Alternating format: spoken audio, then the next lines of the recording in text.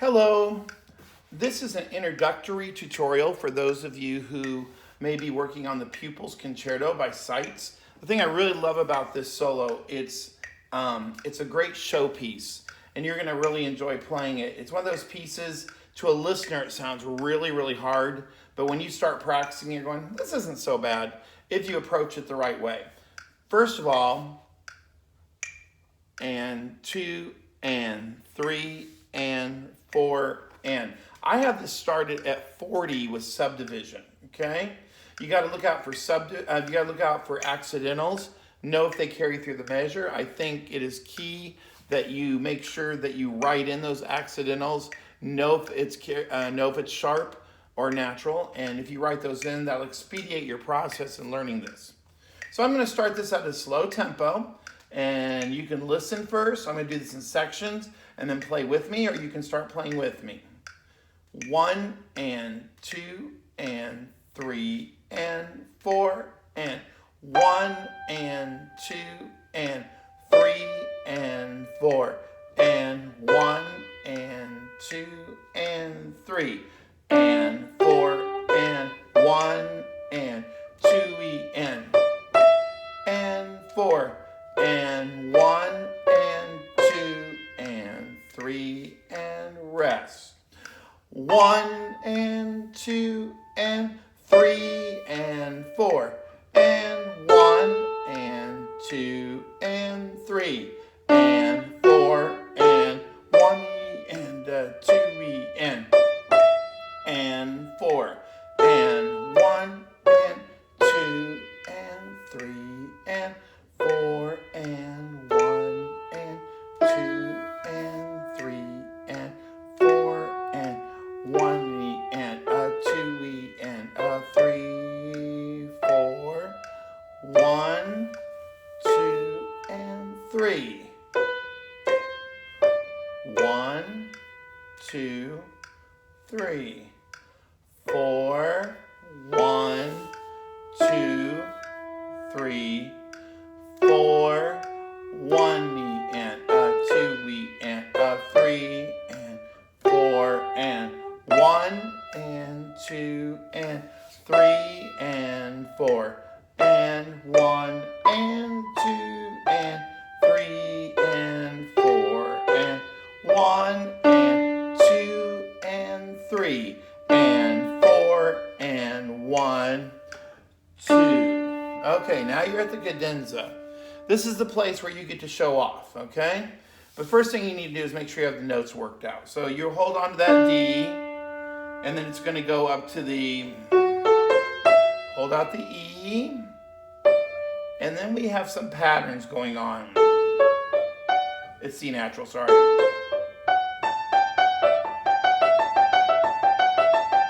Maybe slow down so you can get faster and then get a little slower at the end. You can listen to some recordings to give you some ideas, okay? Okay, this next section I would strongly recommend you study where the 16th notes are occurring to know if they're natural or sharp. And then if there's accidentals that carry through the measures, you write that in. Okay, I'm starting after the cadenza in the 7th line of page 1.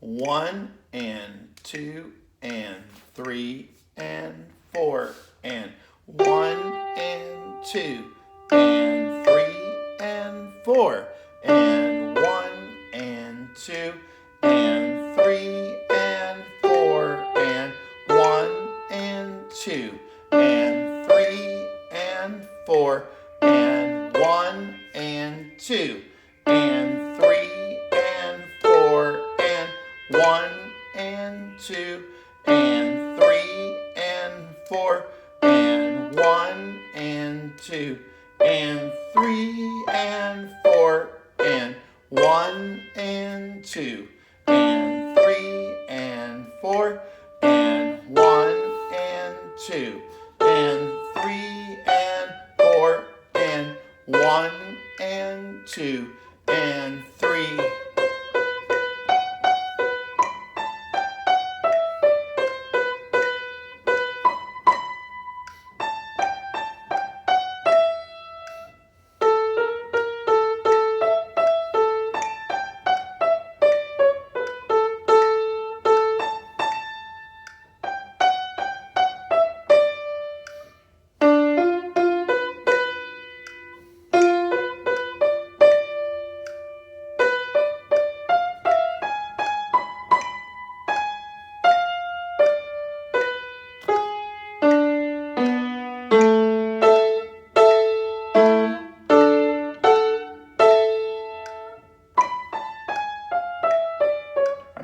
sharp there.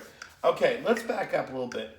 In this little section of all the 16th notes, let's look at the bottom of page 1 where the 16th notes occur. Okay, you have naturals that carry through the measure, and it just stays there. Look at page 2. You have B flat that starts, carries through the measure. C sharp, okay, in the next measure, line 2 of this page 2. Then they throw in some F naturals in the bottom octave, okay? So you got to always be looking, is it natural, is it sharp? Is it natural, is it sharp? Third measure, or third line, you have some G sharps thrown in, and then you have these grace notes that are thrown in.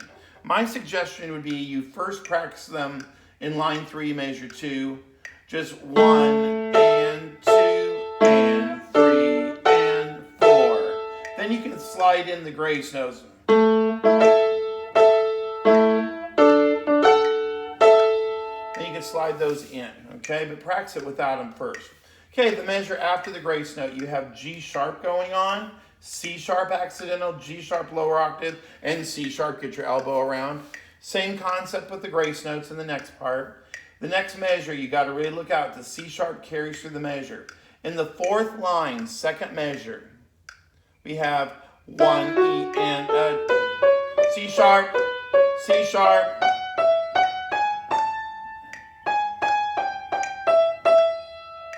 C sharp,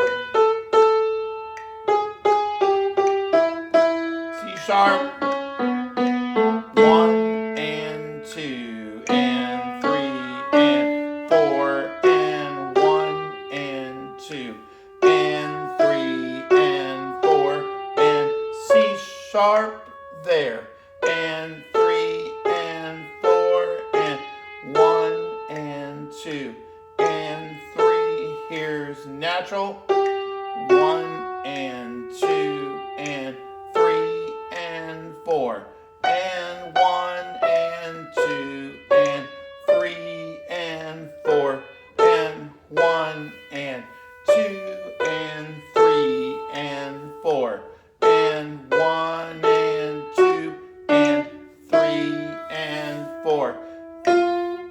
Okay, E sharp is the same as F natural, okay? And then I think the rest of the line is pretty self-explanatory. Till we get to the end, you start getting into some triplets there, okay? Okay, let's jump over to page 3 now. Okay, this is the showcase part of it, okay?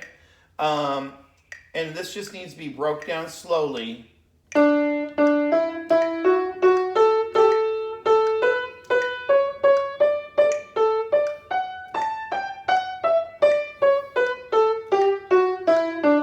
Sharp,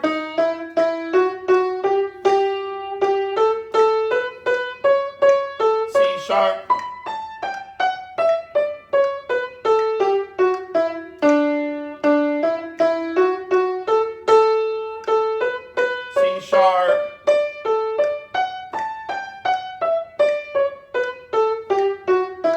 low C sharp,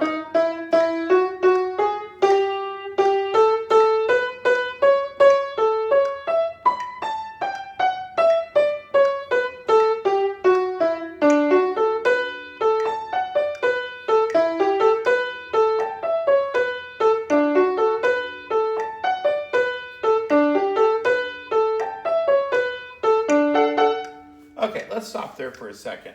Okay, you're going to notice there's some trills in there. Anytime there's any kind of ornamentation, leave it out and just get the rhythm and the notes first. Use that in the 1, 2, 3, 4, 5, 5th line of the last page. Just leave it out for now. Then you can add in, oh, it's a sharp.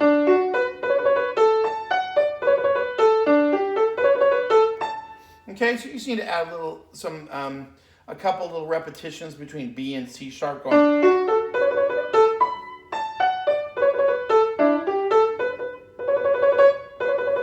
So, you know, and how many wiggles you put in there is going to be determined on your tempo, okay? So the faster you get, you aren't going to have time to put very many in. The tempo we're going right now, I'm putting in quite a few.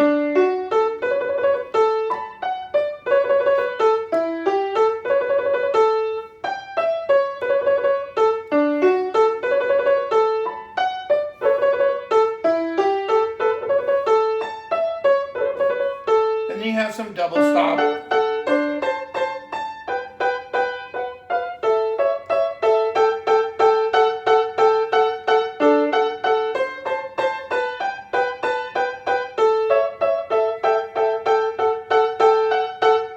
And those, you just need to go slow to make sure you know what your left and right hands are doing. There's open strings, but then you have some that you have to finger. So I would just go really slow. Make sure C natural carries through the measure. And I would leave out the bowing for now. I would just do them straight as they come for now, and then put them in later. And maybe break it down so you give yourself time to get to the next one. Make sure your bow is really set. Okay, work out very, very slow. Those double stops, you have to kind of get a muscle memory thing going. If you look from 2 lines from the end, it gets very tricky, and you're going to have to be really careful. Just memorizing the motion, not worry about rhythm. And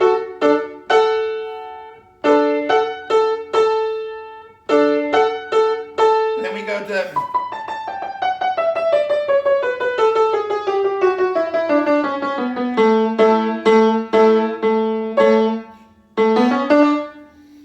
Okay, so break it down, look for the accidentals, break things into small pieces, and this is a really great solo to do. So best of luck. Give a holler to Mrs. New or me if you need help, and we'll break it down for you, okay?